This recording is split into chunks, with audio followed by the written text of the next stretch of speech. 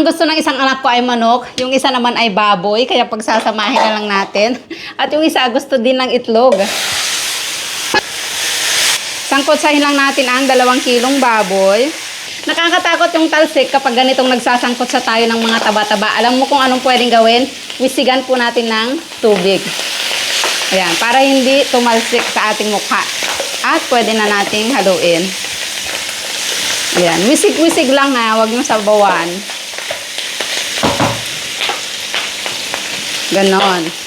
Ayan, okay na po yung ating pork. Wisik-wisik. Ayan ang gusto nating ma-achieve. Parang pinirito na po siya. Hanguin muna natin. Iwan natin yung oil.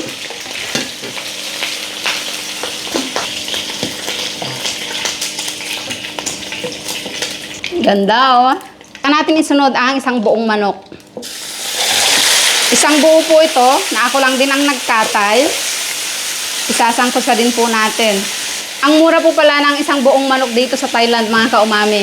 140 itong isang buo. Balik ka rin natin ang nokma. Ayan, so bago pa man maging fried chicken, hanguin na po natin. Ang dami po nating natanggal na mantika. Grabe. Bawasan natin ang oil. Ayan, tinanggal na po natin lahat. Yung nakadikit lang sa kawali ang iwan natin. Isang pinggan na bawang at sibuyas. Hindi mahalaga kung alin ang mauna. Ang mahalaga ay inuuna ang sarili. Ibalik na natin ang mga bagay-bagay.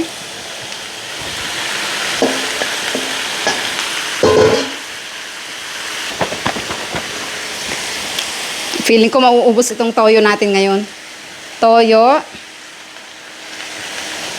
Haluin natin ng light soy sauce. Kahit wala to, okay lang ha.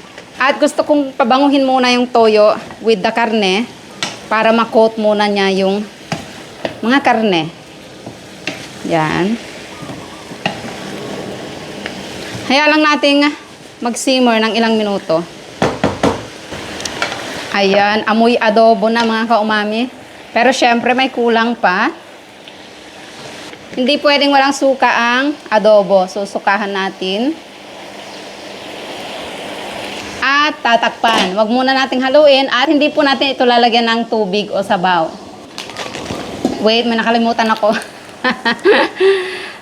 Ang paminta at bay leaves. 3 lang.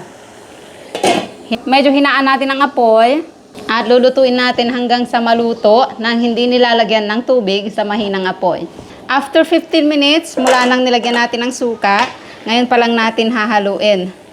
Ayan. Siguro lulutuin natin ito mga mahigit 1 oras dahil nga gusto nating lutuin sa mahinang apoy at lutuin sa sarili niyang katas at mantika. Napalitan na natin ng mas maliit na takip dahil lumiit na yung ating mga karne. So ngayon ay malapit na itong maluto.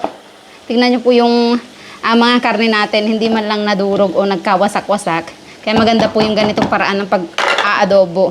Huwag niyong sinasabawan. At huli ko nang nilalagyan ng asukal kapag medyo malapit ng maluto. Ayan, mga 1.5 kutsara. Gusto natin adobo manamis-namis. Haluin natin at tikman, syempre, para malaman natin kung meron pa tayong pagkukulang.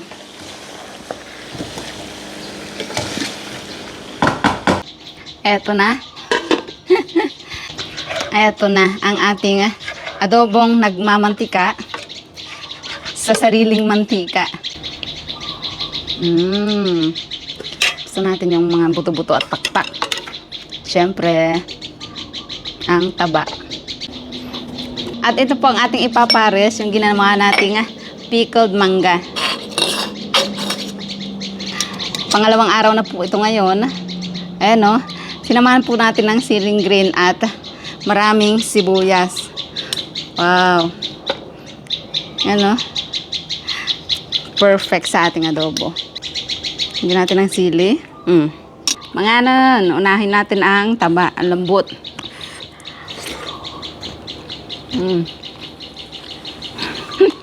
Ito ang adobo.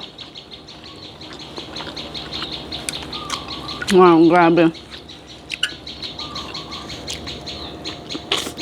Mm.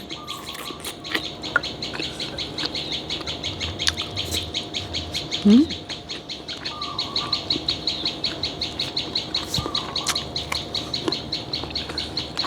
Wow. Sarap ng taba. Mm. Pickled mangga.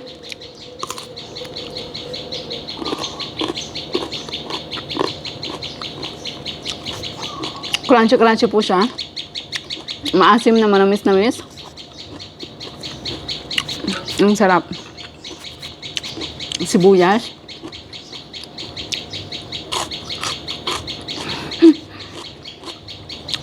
Pati yung sibuyas ang sarap papakin.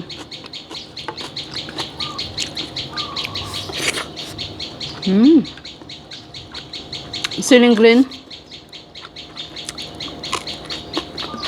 Wow. Bago na para sa adobo.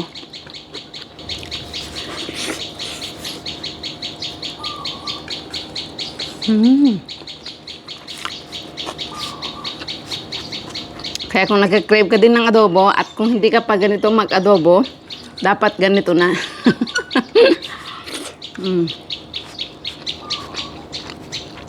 Sige.